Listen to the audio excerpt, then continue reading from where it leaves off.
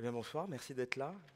Je vous remercie d'avoir répondu à cette invitation pour cette seconde présentation de la deuxième partie de la saison TNB. Alors que vous soyez ici, présent au TNB à Villars. Et on sait que beaucoup de gens sont ce soir aussi devant leur écran pour suivre la présentation sur Facebook. Donc bonsoir aussi à elles et eux qui nous regardent en même temps en direct. En présence d'artistes qui vont nous rejoindre un petit peu plus tard. Puisque c'est un peu un nouveau format qu'on va inaugurer ce soir. On est dans des contextes très particuliers, donc on a envie d'essayer un peu d'autres choses. Et en l'occurrence, je vais un petit peu traverser la saison, comme ça assez rapidement, garder un petit peu de temps ensuite pour qu'on puisse échanger avec les artistes présents ce soir autour de certaines choses qui traversent cette saison justement, et en l'occurrence l'idée de communauté. Ce thème faire communauté qu'on va évoquer parce que les fermetures, on va dire, assez successives des théâtres, les limitations de jauge, les couvre-feux, les confinements successifs nous ont rappelé, s'il le fallait, que le théâtre est un des rares lieux aujourd'hui où le collectif et l'individu peuvent se fondre pour recréer une communauté humaine qui vient interpréter et penser le monde. Alors, malgré les contraintes et les aléas qu'on traverse tous et toutes aujourd'hui, votre présence, évidemment, suite à plein d'annulations en ce moment, vous annulez vos places, on doit parfois annuler des spectacles, fait que votre présence ce soir à nos côtés, évidemment, nous fait extrêmement plaisir. Je voudrais en profiter pour remercier tout de suite ceux et celles grâce à qui on peut mener ces saisons. Alors, tout d'abord, évidemment, l'équipe technique du TNB qui assure cette soirée avec nous. Mais au-delà, toute l'équipe du TNB, celles et ceux qui participent à la construction, la production, l'accompagnement, l'accueil des artistes et du public tout le long de l'année, dans des conditions pas toujours simples en ce moment. Donc je les remercie vraiment très chaleureusement de tout ce qui est fait pour que ces saisons puissent avoir lieu. Les tutelles et financeurs, puisque le TNB est une institution publique et subventionnée par le ministère de la Culture, la DRAC Bretagne, la ville de Rennes, la région Bretagne, le département d'Ille-et-Vilaine, Rennes Métropole, l'Institut français, le Centre culturel coréen à Paris qui, cette saison, se sont engagés encore à nos côtés.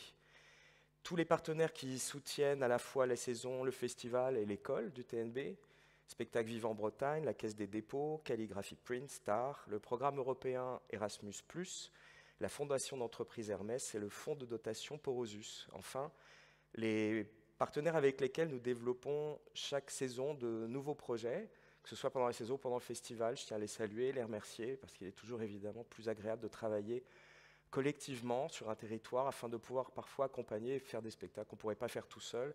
C'est le cas avec l'ADEC, le Centre chorégraphique de Rennes, le festival Yawank, le FRAC Bretagne, l'Hôtel Pasteur, l'Illico, la librairie Le Fayeur, le Musée des Beaux-Arts, la MJC du Grand Cordel, l'Opéra de Rennes, l'Orchestre national de Bretagne, la Paillette, le Pont des Arts à Cesson, le Théâtre de l'Air libre à Saint-Jacques, les Tombées de la Nuit, le Triangle, les Transmusicales, l'Université de Rennes 2 et Spectacle Vivant en Bretagne, sans oublier les médias qui nous accompagnent, France 3 Bretagne, TV Rennes, Ouest France, Le Monde, Télérama, Transfuge, France Inter, France Culture, France Bleu, Syllab. Voilà, c'est fait. Mais je les remercie néanmoins chaleureusement. Comme vous le savez maintenant, le TNB est vraiment une maison d'artistes, une maison de création. Et pour ce second mandat de 3 ans, qui a démarré mars dernier, j'ai souhaité, plutôt que de les changer, comme on fait souvent, plutôt ajouter 10 nouveaux artistes associés qui se joignent à l'aventure. Donc maintenant, nous sommes 28. Et c'est très agréable de pouvoir se dire que justement cette communauté artistique et humaine nous permet de nous déplacer de plus en plus vers d'autres paysages imaginaires, intellectuels, artistiques et géographiques. Je vais vous les présenter rapidement. Alors Patricia Alliot, qui est metteuse en scène, autrice, performeuse, réalisatrice, Jean-Pierre Barrault, comédien, metteur en scène, le groupe Catastrophe, composé de Pierre Jouet, Blandine Rinkel, Arthur Navellou, Carole Teilhard-Evry, Bastien Bonnefond et Pablo Bruno, le chorégraphe et danseur Sidi Larbi-Cherkaoui, le chorégraphe, performeur et plasticien Steven Cohen, la romancière Marie Dariussec, auteur, compositeur, interprète et dessinateur Albin de la Simone, la comédienne et metteur en scène Julie Duclos, l'auteur, réalisateur et metteur en scène Mohamed El Khatib, le metteur en scène Bruno Gélin, dont on vient d'accueillir Chroma, la metteuse en scène et autrice, auteure Caroline Guélain-Guyenne, Yannick Enel, écrivain. Et les suivants sont voilà, Damien Jallet, Latifa Labissi, danseuse et chorégraphe, Damien chorégraphe, Sébastien Lufsit réalisateur, Madeleine Loire metteuse en scène, Vincent Macaigne, acteur, metteur en scène, réalisateur, Fia Ménard, jongleuse, performeuse, chorégraphe, les graphistes M&M Paris, qui ont dessiné notre communication et identité visuelle, Théo Mercier, plasticien et performeur, Tania de Montaigne, écrivaine et journaliste, Valérie Mregen, écrivaine, plasticienne, metteur en scène et vidéaste, le plasticien Xavier Veillant, la chorégraphe, marionnettiste et metteur en scène Gisèle Vienne, le metteur en scène Guillaume Vincent, la chanteuse, auteure, compositrice Kerenan Zeidel. Voilà le groupe de ces artistes qui constituent et qui finalement assurent le socle des saisons ici au TNB pour une création généreuse, partageuse, éclectique. On va commencer tout de suite à rentrer dans le vif du sujet, c'est-à-dire les spectacles, par ordre chronologique. Alors je sais bien que vous aimez bien suivre dans la plaquette, donc page 52. Page 52, et jusqu'au 4 février, il vous reste 2 soirs pour assister à un opéra qui s'appelle Red Waters. L'argument de cet opéra, je vais vous en dire évidemment plus après, c'est comment dans un village isolé où le vin coule dans les rivières se déroulent d'étranges rituels. Là règnent des secrets, des non-dits, et des jumeaux séparés à la naissance vont tomber, et qui ne le savent pas, vont tomber amoureux l'un de l'autre, et cette passion interdite va perturber les équilibres et être le point de départ d'une grande cérémonie ou l'histoire d'un enchantement. Ce projet, Red Waters, qui est assez inédit, en fait est né de l'association d'artistes assez formidables et d'un point de départ qui est la rencontre déjà du duo Kerenan Zeidel et Bardi Johansson autour d'un projet, d'un album qui s'appelait Lady and Bird, d'un poète romancier qui s'appelle Sion, qui est islandais, et qui a amené le point de départ de cette idée que Kerenan Zeidel et Bardi Johansson ont développée, auquel se sont ajoutés le chorégraphe Damien Jallet, que vous connaissez bien, Marie Dariussec sur la traduction, le costumier et styliste Gaspard Jurkiewicz et moi-même qui en ai fait la mise en scène. C'est un projet qui a commencé à germer en 2006-2007 à peu près, qui s'est concrétisé en 2010-2011. Et peu après mon arrivée à Rennes, je m'étais dit que cette ville, avec son histoire liée à la musique, avec son appétence pour on va dire, un certain sens du rituel, un certain sens de la cérémonie, de la tradition, un certain sens aussi de la communauté, de la langue, de l'identité, pour être le lieu idéal pour un jour, on avait vraiment envie de le reprendre, recréer Red Waters. Ça s'est fait avec l'initiative de Mathieu Rissler à l'Opéra de Rennes, qui avait envie qu'on travaille aussi ensemble. Et donc ce projet est rené de cette façon-là. C'est donc un projet assez inédit, hein, puisqu'il réunit à la fois le TNB, l'Opéra de Rennes et l'Orchestre national de Bretagne. C'est un opéra lyrique, mélancolique, gothique, qui échappe un peu à tous les codes de l'opéra habituel, puisque Kerenan et Bardi Johansson ont eu envie de jouer avec ces codes d'opéra.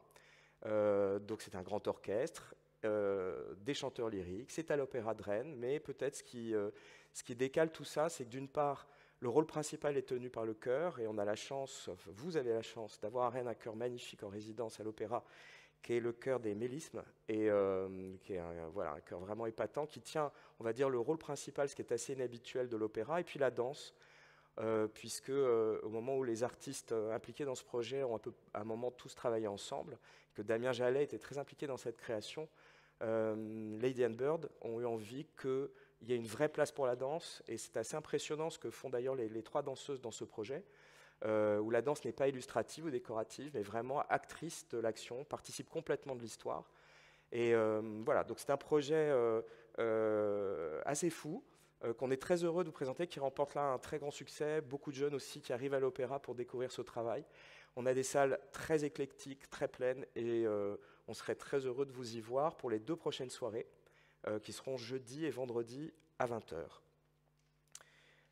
J'en profite aussi pour vous signaler dimanche 6 février, dans la foulée de Red Waters, dans le cadre du festival Travelling, le ciné-concert de Bardi Johansson, à partir de la version restaurée du film culte de Harry Kummel, Les Lèvres Rouges, interprété par Delphine Seyrig.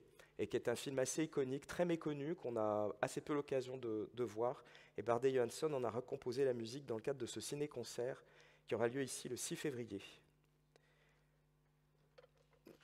Kerenan, juste en parenthèse, vous l'avez déjà évidemment entendue au TNB, puisqu'elle était venue plusieurs fois ici, d'une part avec un album qu'elle avait réarrangé avec l'Orchestre national de Bretagne, et puis par ailleurs sa résidence avec Rachan Ahmad, et puis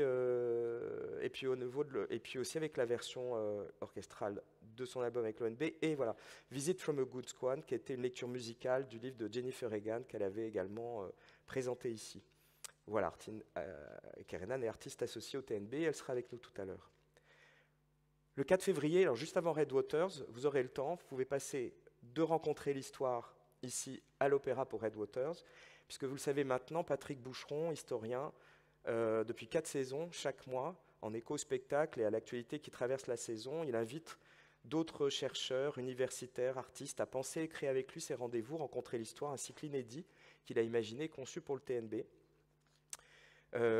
Cette année, il consacre son cycle au Théâtre de la Peste, puisque ce cycle a été évidemment pensé suite à cette première saison post-pandémie, et post-confinement, pardon, on est encore dans la pandémie, post-confinement, et il travaille beaucoup autour de cette histoire de la peste. Patrick est historien élu au Collège de France, et sa leçon inaugurale, Ce que peut l'histoire, en 2015, avait marqué les esprits. Il est médiéviste, et il a réalisé aussi un ouvrage important qu'il avait coordonné, qui était l'ouvrage collectif L'histoire mondiale de la France, qui a repensé l'idée qu'on pouvait se faire de l'histoire. Pour lui, le métier d'historien est d'abord une passion à transmettre au-delà de sa discipline.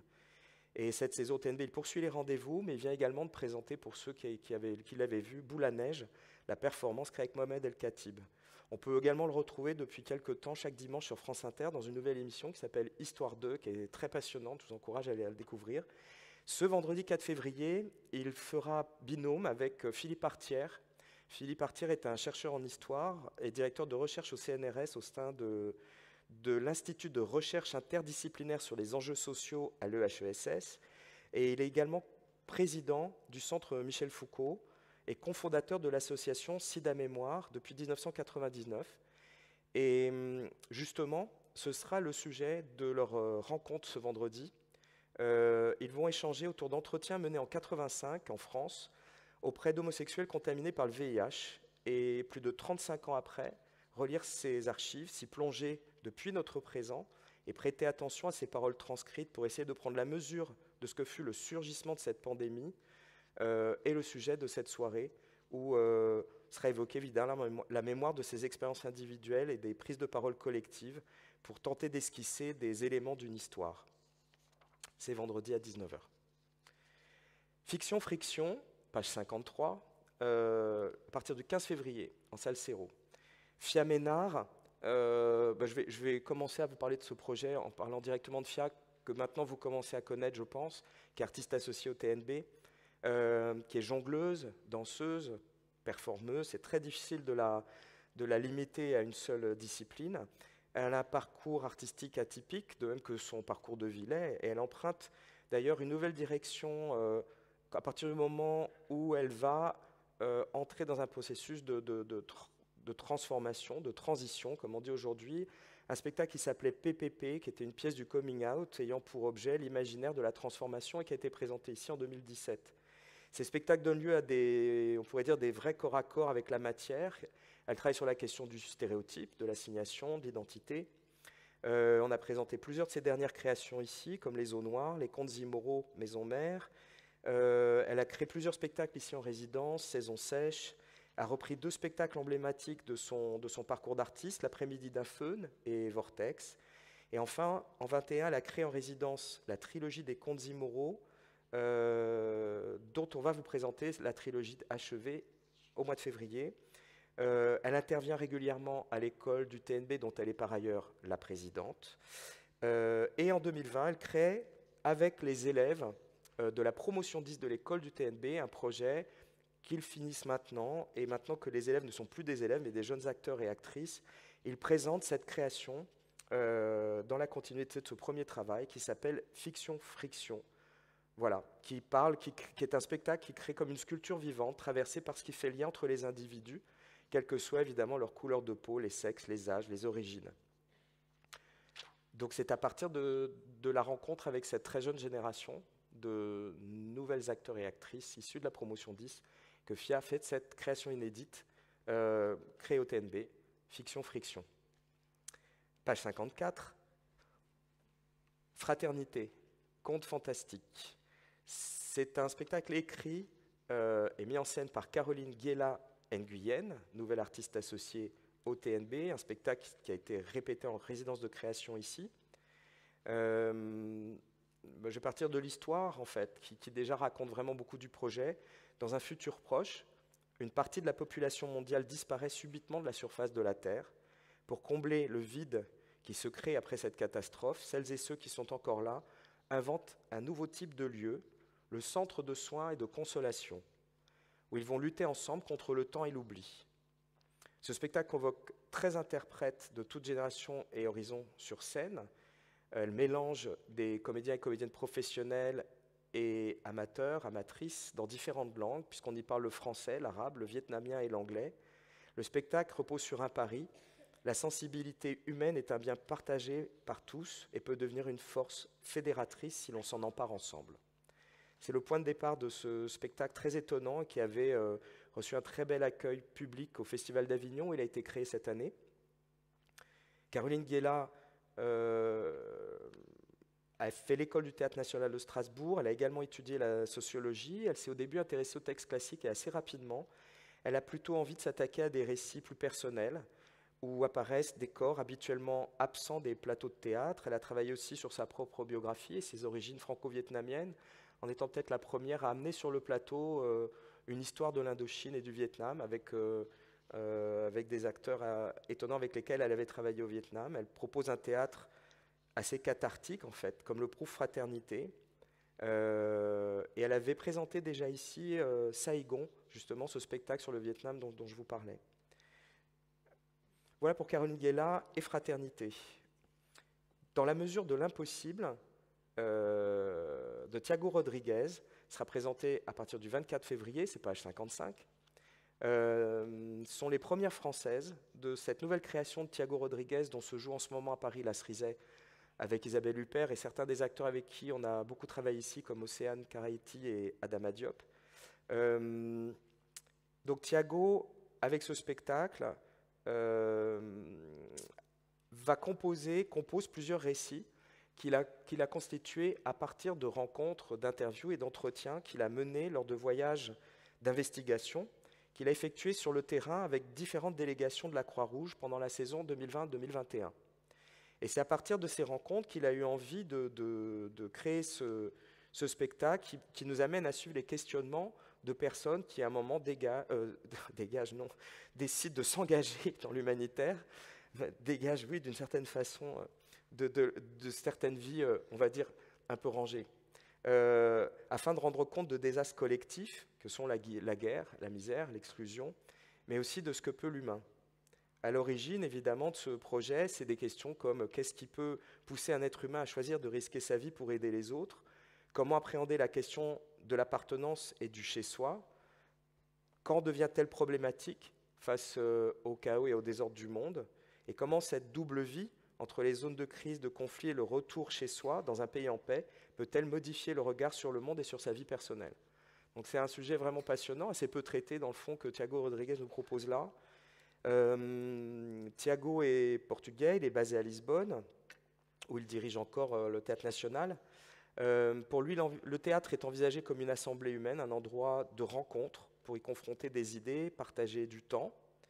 Il a à son actif, au jour d'aujourd'hui, une trentaine de spectacles qu'il a joué dans plus de 20 pays, très présent sur la scène internationale aussi.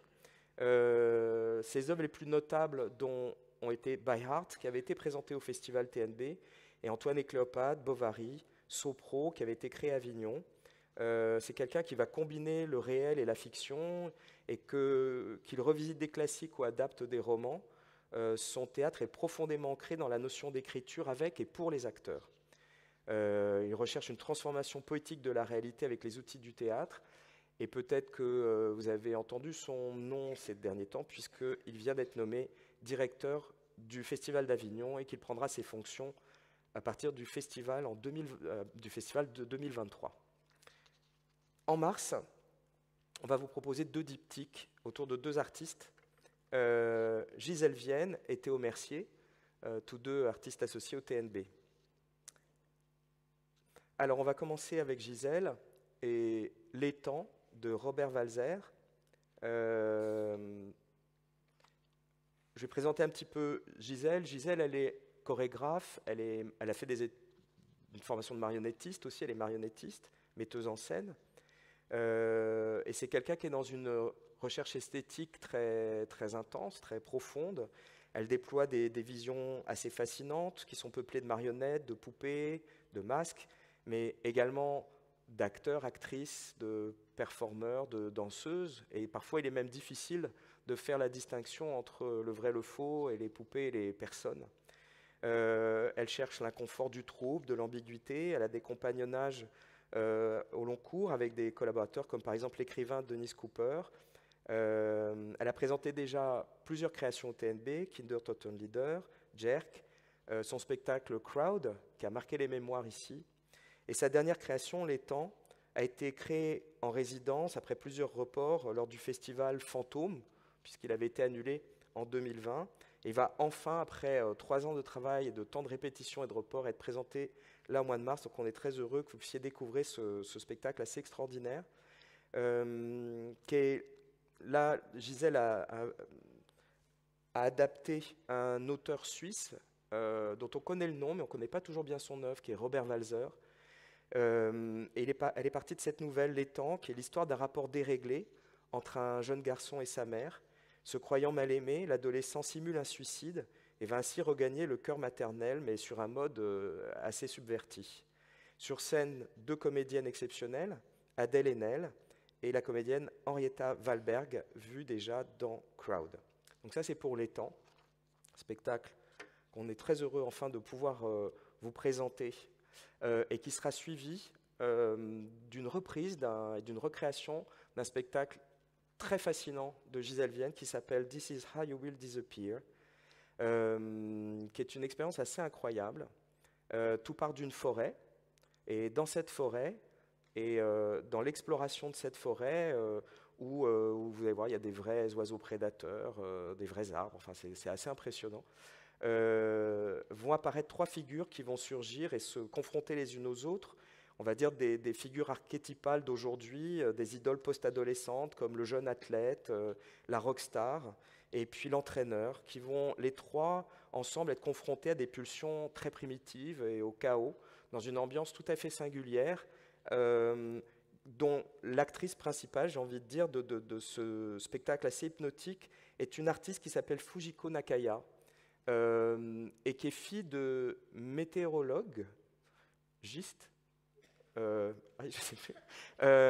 Et c'est très important parce que donc son père s'occupait de nuages et elle, tout son travail, ça a été de chercher comment fabriquer et d'une certaine façon dompter des nuages. Parce que c'est une chose de faire un nuage sur un plateau, c'est une autre chose que de le maîtriser, de le faire se déplacer et de le faire naviguer à volonté, on va dire. Donc la spécificité de cette sculptrice, Fujiko Nakaya, c'est ça, elle est sculptrice de nuages. Et ces nuages sont au centre de ce spectacle, vraiment très très beau. C'est une expérience visuelle, sonore, tout à fait singulière, qui sonde évidemment notre humanité, mais notre sauvagerie évidemment, entre effroi et cauchemar, et rêve. Enfin voilà, c'est This is how you will disappear, la 2e création de Gisèle cette saison. Oui. C'est une surprise. Alors, il n'y aura aucun danger. Non, non, non, aucun danger. Alors, Rambert, l'oiseau avait vraiment son autonomie et avait investi la salle comme la scène. Sur mes frères, je vous le concède.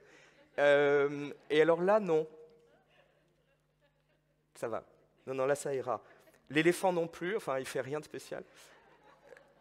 Et les crocodiles sont OK, donc tout va bien se passer. Donc vous allez venir voir This is how you will disappear. Super. L'autre diptyque sera consacré à Théo Mercier, qui est également nouvel artiste associé, dont peut-être vous avez déjà vu pendant le festival le très remarqué Radio 26 Park avec François Chéniaud, qui se jouait dans un parking avec une moto. Est-ce que vous savez ce que c'est que la Kallax? Il y en a qui connaissent la Kallax? Il y en a qui viennent de déménager? Donc la Kallax, c'est vraiment le symbole du beau pour tous, puisque la Kallax, c'est l'étagère phare d'IKEA, celle qui se vend le plus. Le premier spectacle qu'on présentera donc de Théo, qui est une reprise, puisqu'on avait déjà présenté ce spectacle il y a 2-3 ans, et qui a été primé et qui a eu Lion d'Argent à la Biennale de Venise il y a 2 ans, et donc autour de cette étagère, puisque à travers ces 2 diptyques, en fait, je dirais que Théo va explorer les stéréotypes de la masculinité dans un et de la féminité dans l'autre. Mais dans les 2 cas, il travaille sur cette question des stéréotypes, et finalement faisant se confronter un homme qui va se débattre avec la fabrication, la construction de cette étagère en kit, et il va être amené justement à reposer quelques questions concernant et la masculinité et la société de consommation. Dès que c'est autour de ça, et c'est sur ces formatages en fait, de nos vies et de nos identités par la société de consommation à travers le montage d'un meuble Ikea, c'est autour de ça que Théo a travaillé avec un artiste et danseur qui s'appelle Steven Mitchell, qui est assez étonnant dans ce qu'il fait dans ce spectacle. Affordable Solution for Better Living. Le pendant de cette création, c'est Big Sister, réalisé aussi en complicité avec Steven Mitchell, qui est une performance où sur scène, 4 danseuses âgées de 23 à 65 ans vont entamer une épopée collective vers la liberté. Elles sont à la fois fantômes, vaisseaux, capitaines, missiles, planètes. Et les corps de ces 4 sœurs sont comme des capsules à voyager les temps, mettant en lumière une chorégraphie complexe de regards, de fantasmes et de projections qui sont toujours en jeu quand on met en scène le corps féminin. Théo est quelqu'un qui fait maintenant du spectacle vivant, mais c'est aussi quelqu'un qui vient des arts plastiques, de la performance, du design. Il a étudié d'ailleurs le design, travaillé à New York, pensionnaire de la Villa Médicis. Il vit aujourd'hui entre Paris, Mexico et Rennes. Il est plasticien, performeur, metteur en scène. Il travaille à partir d'une matière intellectuelle qu'il va chercher dans l'anthropologie, l'ethnographie, la géopolitique. Il a été nommé au prix Marcel Duchamp. Et son premier spectacle s'appelait « Du futur, faisons table rase ». Il a présenté plusieurs expositions personnelles dans beaucoup de pays. Et sa dernière création, qui s'appelait « Outre-monde », était programmée au dernier festival d'Avignon. Il est artiste associé. Et on est heureux que vous puissiez découvrir son travail au mois de mars avec ces 2 créations. Toujours en mars, vous retrouverez, puisqu'elle est très présente dans nos saisons, Latifa Labissi, en complicité cette fois-ci avec Manon Debeur. Latifa est artiste associée. Et cette performance s'appelle Ghost Party. Elle a présenté pendant le festival, pour celles et ceux qui étaient là, le spectacle avec Marcelo Evelyn qui s'appelait La nuit tombe quand elle veut. Et ce travail, Ghost Party, est le volet, on va dire, performatif d'une exposition du même nom, Ghost Party, que Latifa et Manon Debert présentent au FRAC jusqu'au 15 mai. Donc vous pouvez également aller au FRAC assister à l'exposition dont cette performance est une sorte voilà, on va dire, de volet vivant et actif. La question qui est au cœur de cette proposition, elle est dans pas mal de spectacles aussi, qui parlent, pense et bouge en nous lorsqu'on parle, qu'on bouge et qu'on pense. En fait, qui sont les fantômes qui nous hantent et fondent nos identités. Et avec à la fois le cumul de la performance et du film, les 2 artistes tentent de radiographier les fantômes qui nous habitent et nous font être ce que nous sommes et qui nous sommes. Nous sommes pétris d'étoffes multiples et nos voix, nos gestes, nos postures, tout est irrigué de part en part par ces cohabitations invisibles dont parfois on a tellement peu conscience. Dans le travail de Latifa, tout le corps est vraiment engagé dans la danse, dans le mouvement. Elle mélange les genres, redéfinit les formats. Pour elle, une interprète est une totalité, une gamme infinie d'identités hybridées. Elle travaille aussi sur la mise en jeu de la voix, du visage, comme véhicule d'état, qui sont indissociables de l'acte dansé. Elle assure la direction d'Extension Sauvage, le programme artistique et pédagogique qu'elle mène en milieu rural, en Bretagne. Ici, nous avons présenté Consul et Méchi, et puis White Dog. Là, elle est en binôme avec Manon de Burgh, qui est une cinéaste et vidéaste néerlandaise, qui utilise le film pour construire des portraits, explorer les liens entre mémoire, temps, image et son. Et son travail a été présenté à la Biennale de Venise ou à la Berlinale de Berlin. Voilà, je vous encourage vivement à découvrir ce Ghost Party au FRAC. Le Rance n'est pas un fleuve, les épiphaniques. C'est le beau titre du texte d'Yvon Lemaine, écrit à partir de rencontres et de périodes de résidence de création qui ont été effectuées ici, pour le spectacle, la performance qu'a mené à bien Massimo Dine. Finalement, pour l'introduire, je vais vous lire un extrait écrit par Yvon Lemaine qui parle de son livre Les Épiphaniques, et qui vient de sortir. Il se nomme Anne-Laure, Asma, Cathy, Chris, Emmanuel, Jérôme. Leurs noms ne nous disent rien, mais sans eux, ce livre n'aurait pas pu voir le jour. Les épiphaniques, ce sont eux, des hommes et des femmes qu'Yvon Lemaine a rencontrés dans les marges de notre société, faisant poème de leur vie et de leurs histoires. Ils se disaient invisibles et les voici mis en lumière dans des poèmes. Nous ne sommes pas que des cicatrices, dit l'une. Si j'étais une image, je serais la montagne de Cézanne qui me rapproche du ciel, répond l'autre. Et de mot en mot, une chaîne de fraternité traverse le recueil, d'un pont, d'un foyer, de la rue, d'une caravane, du froid, du bruit. Ils connaissent ce que nous évitons de voir et ils se nomment Luna, Marc, Michael, Myriam, Thomas, Thiago et ont des choses à nous dire, sur eux autant que sur nous.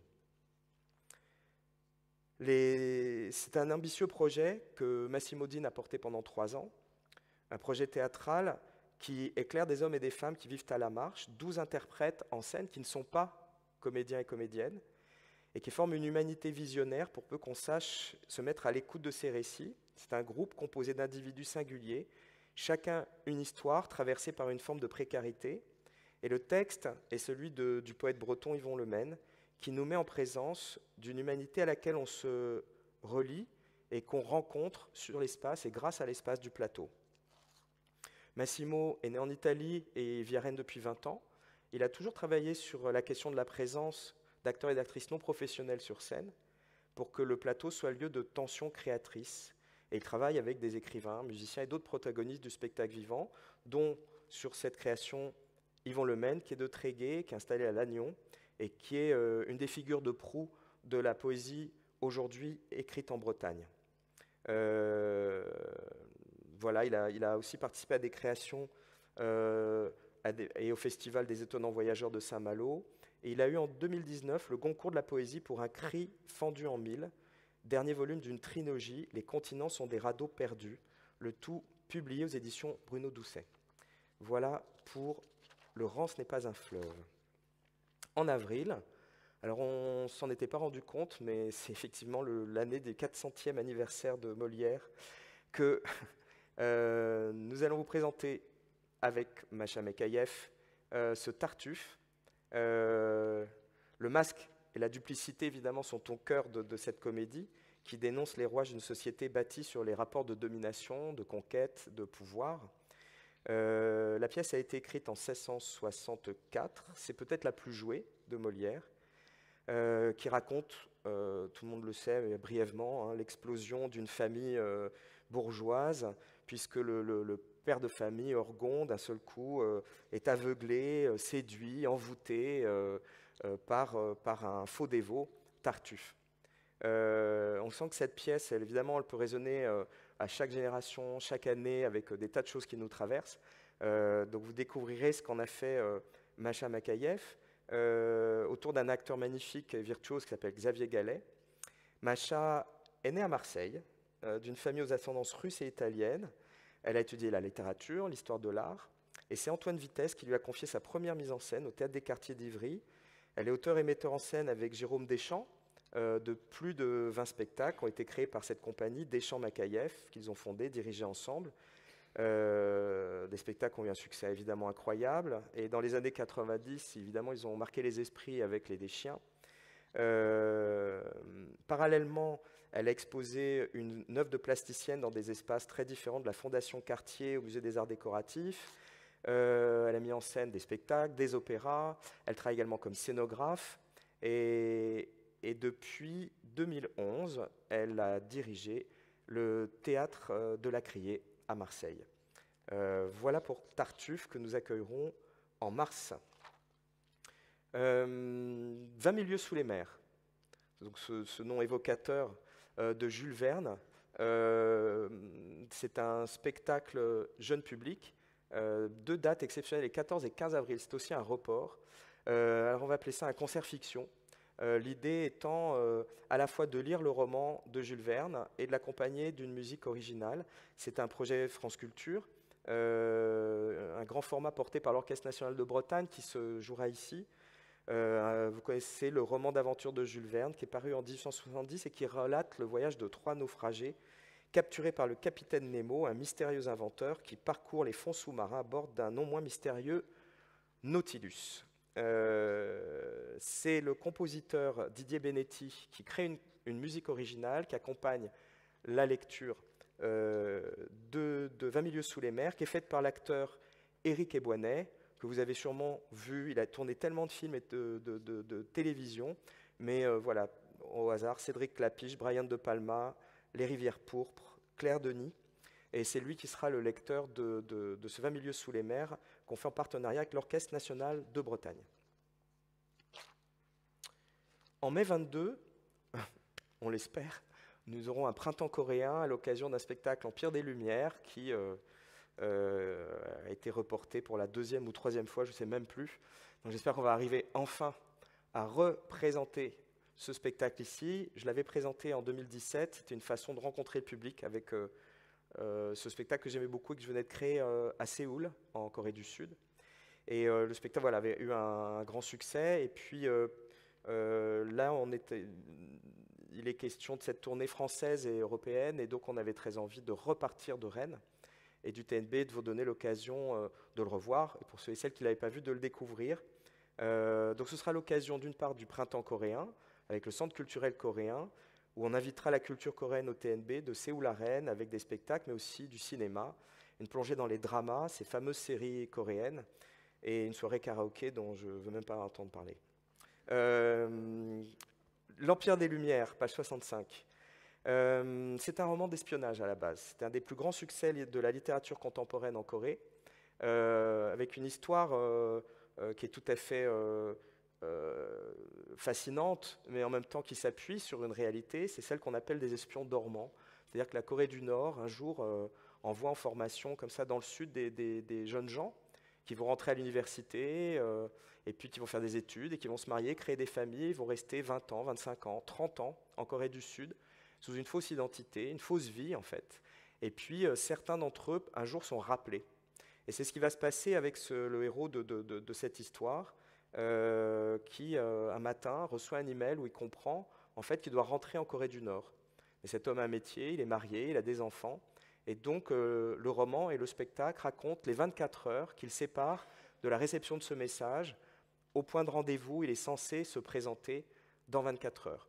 Que va-t-il faire de ces 24 heures? Qu'est-ce qui va se passer dans ces 24 heures? Évidemment, d'un seul coup, l'identité de cet homme qui vole en éclats et va révéler le mensonge ou l'imposture qui ont été les siens dans le cadre de l'intime, dans le cadre même de son mariage avec sa femme, va questionner de manière très forte, en fait, quelque chose qui est très évident, c'est qu'est-ce qu'on sait de l'autre, qu'est-ce qu'on sait de l'autre avec qui on vit, qu'est-ce qu'on pourrait découvrir de quelqu'un avec qui on a vécu plusieurs années.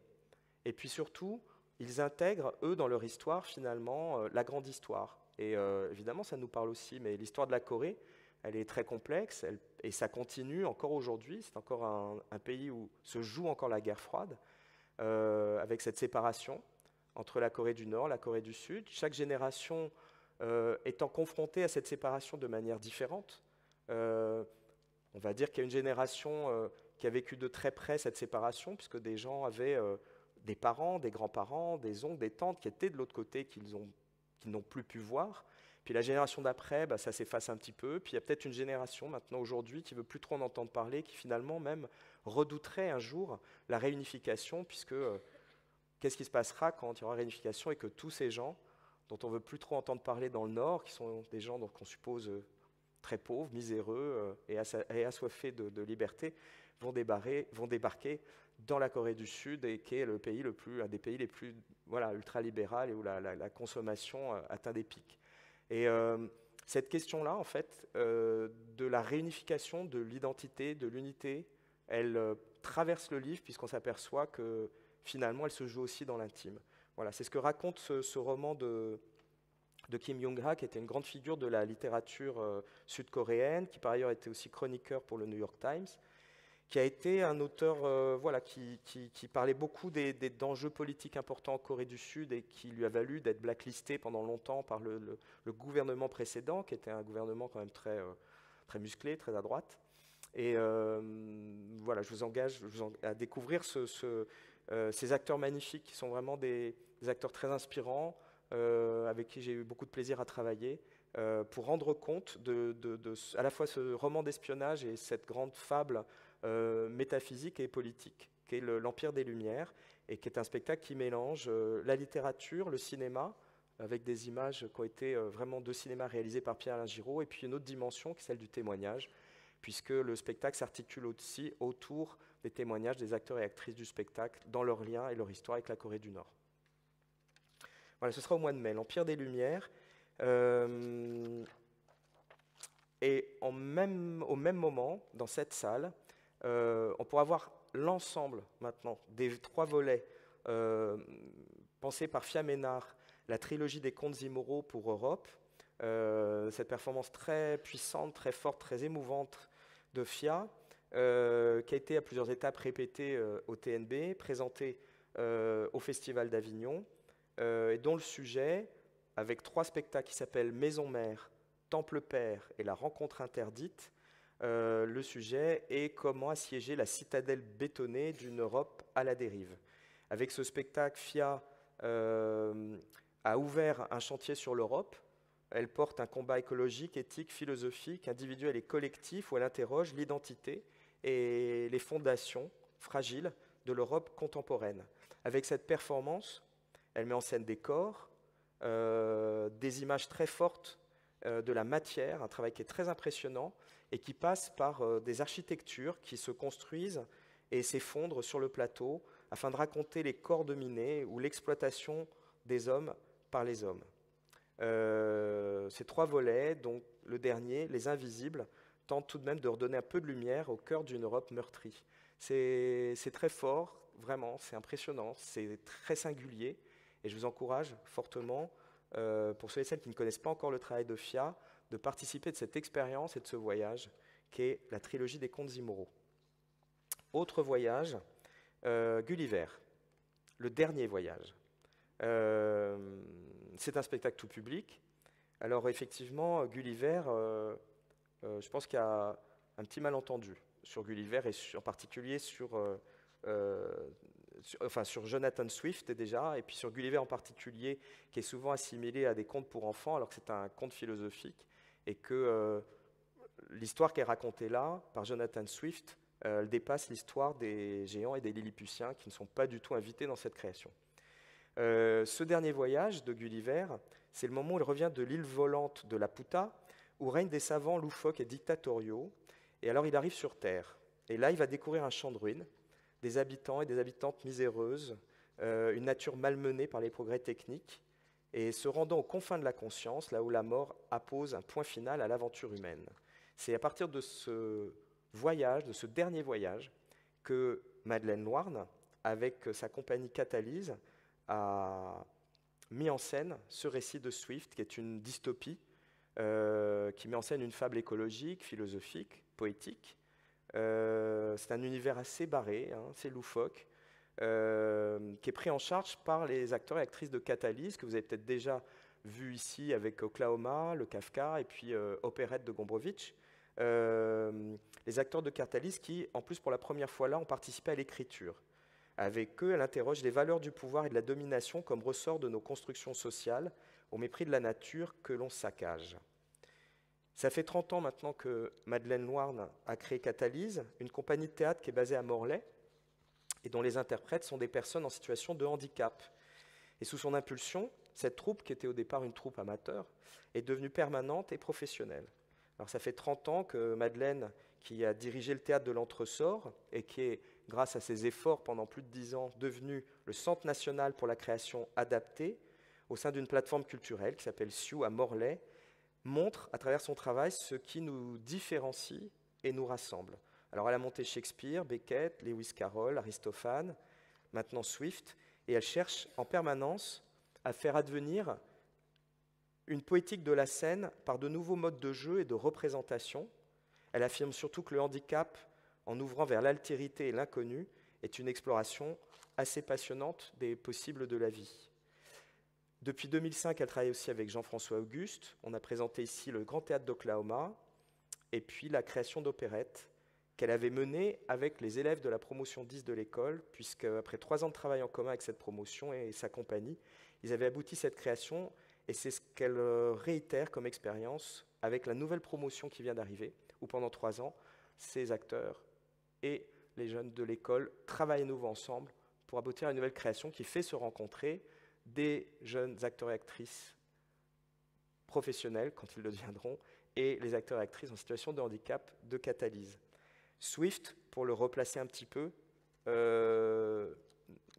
né et mort à Dublin en 1745, il faut se rappeler que c'était un écrivain satiriste, un essayiste, qui a été un grand pamphlétaire politique, très critique de ses contemporains, et qui, et la boucle est bouclée, s'est fait haïr de plusieurs pouvoirs successifs et qui, à la fin de sa vie, décida de léguer ses biens pour la fondation d'un hôpital qui soignait les maladies mentales. Mais j'avais retrouvé tout à l'heure son épitaphe, ce qu'il avait écrit, je vais voir si je le retrouve, parce que c'était vraiment intéressant. Ça présente bien Swift. Donc il est enterré dans l'enceinte de sa propre cathédrale, et sur la pierre tombale, voilà, on peut lire l'épitaphe qu'il a lui-même écrite en latin. Ici repose la dépouille de Jonathan Swift, doyen de cette cathédrale, qui désormais n'aura plus le cœur déchiré par l'indignation farouche. Va ton chemin, voyageur, et imite, si tu le peux, l'homme qui défendit la liberté envers et contre tout. Voilà, c'est ça, Swift. S'en suivront un nouveau diptyque, c'est la saison du diptyque. Tania de Montaigne, qui est également artiste associée, que vous connaissez sûrement, qui avait déjà présenté en avant-première en octobre quelques soirées, 2-3 soirées, avant que le spectacle parte en tournée de l'Assignation, qui avait aussi déjà présenté Noir, qui avait été reprogrammé, puis annulé, puis reporté, puis reporté. Et donc, on reprend et Noir et l'Assignation. Voilà, c'est plus simple comme ça. Tania, elle est auteure et journaliste, et la musique tient également une part assez importante dans sa vie. Elle compose et chante. Elle a fait l'école des hautes études politiques et sociales. Elle a commencé à la télévision, dans des magazines culturels, plusieurs émissions sur France Inter, Canal+. Elle a travaillé aussi avec Benjamin Biolay. Et elle est autrice avec deux textes importants, Noir et l'Assignation, là qu'elle a écrit et qu'elle interprète sur scène dans la mise en scène de Stéphane Funkinos, qui lui est réalisateur. 2 textes dans lesquels elle place l'être humain avant les identités particulières et où elle fait l'éloge de l'universalisme, un sujet qu'elle a travaillé par ailleurs et qu'elle conduit avec les écoles du TNB. Noir, c'est la vie méconnue de Claudette Colvin. Donc Claudette Colvin, c'est celle qui, à 15 ans, le 2 mars 1955, a refusé de céder sa place à une femme blanche dans un bus de Montgomery, en Alabama, bien avant Rosa Parks. Cette adolescente avait ouvert aux États-Unis la voie du mouvement des droits civiques. Et ce livre noir avait par ailleurs été couronné du prix Simone Veil en 2015. Et puis, ce qui est devenu l'Assignation, mais qui est un livre qui s'appelle « Les Noirs n'existent pas », qui s'est vu par ailleurs décerner une mention du prix national de la laïcité. Donc ce sont ces deux projets en diptyque qui vous seront proposés avec Tania de Montaigne sur scène. Et pour elle, ça a été une révolution d'un seul coup de venir sur le plateau et de faire un vrai travail d'actrice à partir de textes qu'elle a écrits. L'Assignation, donc, est noire. Autre diptyque, Frédéric Nouziciel, avec deux propositions, une en juin et en juillet. La première étant Singulis et Simul. Frédéric Nouziciel, ou alors bon, oui, le nom évoque peut-être quelque chose. Voilà. Peut-être même un air de famille, qui sait. Ce projet Singulis et Simul est un projet très particulier qui va être mené en partenariat avec l'Orchestre national de Bretagne. Je vais commencer par présenter Frédéric, peut-être, qui est artiste visuel et plasticien, qui travaille entre Paris et Baltimore, qui a été diplômé en finance, formé en art auprès du chorégraphe Andy de Groot, avec qui il a travaillé plusieurs années. Et puis il a changé de voie, réalisé des photographies, images, films, performances. Et depuis 2011, il déploie un travail entre les ghettos noirs de Baltimore et la périphérie parisienne, puisant dans la force de langage performatif tels que le voguing, dont on parle beaucoup depuis quelque temps, les fanfares déambulatoires ou bien la langue des signes. Ces projets en cours sont des récits qui mettent en jeu la langue, la transcommunauté, la traversée de lignes de partage et la création d'espaces qui sont libres d'assignation et où la singularité de chacun existe sans étiquette, sans label. Sur scène,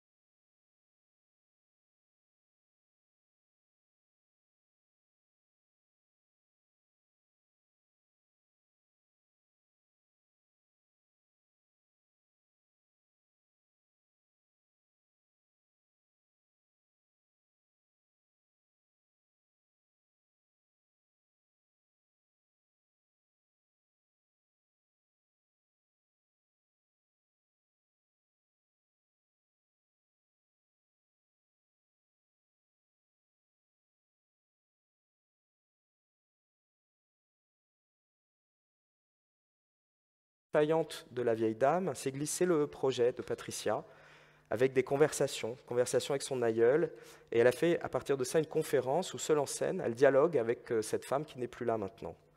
Là encore, c'est un récit intime sur les fantômes qui nous habitent et nous accompagnent, avec lesquels on chemine, avec lesquels on se construit. C'est une performance très émouvante qui place au centre un dialogue entre deux générations de femmes, où Patricia Alliot se raconte, nous parle de la Bretagne, de sa culture, de sa langue, de son histoire et de son coming out aussi. C'est le récit d'une histoire intime de la Bretagne, du rapport à une langue longtemps interdite, le breton, qui résonne également avec celui plus large des peuples colonisés, lorsqu'une culture dominante cherche à s'imposer face à une autre, une culture qu'on cherche à nier et à éteindre et qui malgré tout résiste. C'est autour de ça que travaille beaucoup Patricia, qui est une artiste très attentive à la question des minorités, qui avance au rythme d'une pensée critique du monde et pour qui l'art est un outil réflexif. Cet autoportrait à ma grand-mère va tourner aussi dans le département d'Ille-et-Vilaine. Voilà, je vous invite beaucoup, évidemment. Et ah oui, je voulais dire aussi qu'elle est réalisatrice et qu'elle prépare pour 2022 un film qui s'appelle « Brûler pour briller », une fable médiévale queer qui est liée au village de Saint-Jean-du-Doigt, où par ailleurs elle anime des rencontres pluridisciplinaires de ICE autour de l'autoportrait et des minorités sexuelles, politiques et linguistiques. Donc je vous invite à découvrir Patricia, nouvelle artiste associée au TNB, avec ce très beau travail, l'autoportrait à ma grand-mère. Alors autre ambiance avec Le bruit des loups d'Étienne Saglio, théâtre, magie et famille, à partir de 8 ans. C'est aussi un spectacle reporté qui a été répété, créé au TNB. C'est page 71, pardon, j'ai perdu le fil des pages, j'espère que vous suivez quand même. En fin de saison, Étienne est magicien. Il est devenu d'ailleurs aujourd'hui une référence assez incontournable de ce qu'on appelle la magie nouvelle. Il était d'abord jongleur, plutôt autodidacte. Et puis, il s'est formé à différentes écoles et a découvert la magie lors d'une formation pour Magie Nouvelle avec Raphaël Navarro. Et depuis, il a créé des spectacles très impressionnants pour le cirque, mais pas seulement, et où il fait se rencontrer à la fois la magie, le cirque, les arts plastiques. Il a créé un spectacle en 2009 qui s'appelait Le Soir des Monstres et qui s'est joué pendant plus de 10 ans, beaucoup en France, mais également énormément à l'étranger. Et on est très content de pouvoir enfin vous faire découvrir ce Bruit des loups, qui est, j'allais dire un spectacle magique, mais oui, qui est vraiment un délire poétique, un très grand format en fait. C'est pas du tout, c'est pas une petite forme, c'est vraiment quelque chose qui se déploie, qui est très impressionnant, qui est né ici et qui tente de réenchanter la nature et nos imaginaires, qu'on a fait en partenariat avec Airhoop. Et il y aura d'ailleurs un temps fort autour de ce spectacle et de la magie nouvelle le week-end du 25 et 26 juin, avec brunch, close-up, magie de proximité, et puis une petite forme qui est la nouvelle création d'Étienne, qui est un spectacle jeune public en hommage à Tex Avery qui s'appelle Goupil et Cosmao. Voilà, l'histoire du Bruit des loups, c'est comment dans un monde devenu trop propre, un homme oublie la nature, a tenté de la domestiquer et y est arrivé. Et alors qu'il s'occupe de son ficus, une souris va s'immiscer dans sa vie. La nature va se rappeler à lui et l'emporter dans un voyage, dans une forêt assez envoûtante, avec un bestiaire fantastique orchestré par un étrange renard. Et je vous encourage vraiment à découvrir aussi ce spectacle qui est très très étonnant, très inattendu. En fin de saison, Requiem de Mozart avec l'Orchestre national de Bretagne. Donc, il ne devrait pas qu'il y ait de lien entre la fin de la saison et le Requiem. C'est un hasard de programmation. Donc, vous pouvez venir écouter le Requiem avec l'Orchestre national de Bretagne en mois de juin. L'Orchestre national de Bretagne avec qui, voilà, je précise, on est très content de tous les partenariats qu'on mène ensemble. Et on a beaucoup de plaisir à faire Red Waters en ce moment. Et on est content de toutes ces aventures, que ce soit Singul et Set Simul et puis ce Requiem qui raconte aussi l'envie de partage de l'orchestre et sa versatilité. Et on clôturera la saison en fanfare, après le Requiem, avec le Marching Band. Donc ça, c'est la deuxième proposition de Frédéric Noziciel, qui est un spectacle performance transdisciplinaire, transgénérationnel, transgenre, transculturel, avec des voyageurs de Baltimore et des danseurs et des musiciens celtiques. Tout ça conduit par Clément Le Goff et le Cercle Celtique. C'est un hymne à une communauté de marcheurs et de marcheuses métisses et éphémères. C'est le Marching Band Roazhon Project, qui est donc créé pour vous à Rennes, par Frédéric, mené par Frédéric, conduit par Clément Le Goff, avec des vogueurs américains, qui relient et les États-Unis et la France, où ils vont créer cette forme vivante, participative, qui excède toutes les différences de disciplines artistiques, d'âge, de culture et de genre, pour les agréger dans une fanfare déambulatoire qui se réinvente d'ailleurs à chaque fois en fonction des lieux où elle se joue. Donc le Marching Band, le Roazhon Project, c'est vraiment le rennais, le Marching Band rennais. Alors on n'est plus habitué au Marching Band en France, c'est plutôt une tradition américaine, mais vous allez pouvoir découvrir cette fanfare qui va traverser Rennes, qu'on fait en partenariat avec le Musée des Beaux-Arts, le FRAC et les Champs Libres, les 2 et 3 juillet, et auquel peut-être vous pourrez participer. Voilà, il restera après chaque intervention une installation qui sera à la fois la trace et la continuation de ces parades. Donc on se retrouvera tous au mois de juillet pour clôturer la saison avec le Marching Band Roazhon Project. Voilà pour la saison. J'ai encore quelques mots. À propos du cinéma du TNB, le cinéma c'est important ici. Vous savez qu'on a cette programmation de cinéma d'exclusivité toujours, mais également un cinéma dans un théâtre, c'est unique, et ça nous permet d'inventer des projets très spécifiques à la fois de répertoire, de cinémathèque presque, on va dire, et puis de lien entre la saison et le cinéma. Par ailleurs, on travaille aussi avec des festivals partenaires, que ce soit Travelling, comme c'est le cas en ce moment pour le ciné-concert Les Lèvres Rouges, avec l'association Clair-Obscur, Printemps en Asie, avec les étudiants de Sciences Po, la Mémoire du Monde début avril avec la Cinémathèque française, et le Festival national du film d'animation et les Chéri Chéri, fin juin, début juillet, et la programmation en lien avec la saison, avec des cartes blanches à Caroline Guéla, Latifa Labissi avec le FRAC, un cycle cinéma coréen, une carte blanche à Patricia Alliot, le ciné-brunch Tex Avery, et puis les avant-premières avec Bertrand Mandico, Vincent Leport, Jean-Gabriel Perriot, et enfin le ciné-club consacré un nouvel artiste associé en cinéma, qui est le réalisateur Sébastien Lifshitz. Il y a une place particulière accordée aux jeunes, d'ailleurs, avec une programmation régulière, les mercredis, samedis et dimanches, tous les jours pendant les vacances, et des ateliers dont certains en partenariat clair-obscur. Puis de nombreux accueils dans le cadre des dispositifs nationaux d'éducation à l'image, de la primaire au lycée. Donc il y a vraiment un grand intérêt pour les jeunes spectateurs et essayer de transmettre un amour de la cinéphilie à ces nouvelles générations. J'attire votre attention le 13 et le 14 mars sur un ciné-concert, Quitter son caillou pour les enfants, un ciné-concert à la croisée du documentaire, du cinéma d'animation et des nouvelles technologies. Tout au long de la saison, j'en profite pour vous rappeler justement, il y a énormément de rendez-vous réguliers, vous pouvez tout trouver sur le site, mais j'en profite pour vous rappeler qui garde les enfants. TNB en famille, c'est une nouvelle offre de garde, certains vendredis soirs et samedi après-midi. C'est gratuit pour celles et ceux qui ont la carte TNB. C'est pensé évidemment pour faciliter la venue au spectacle et diminuer les coûts liés à la sortie. Donc vous n'êtes plus obligé de trouver quelqu'un pour garder vos enfants, on s'en occupe.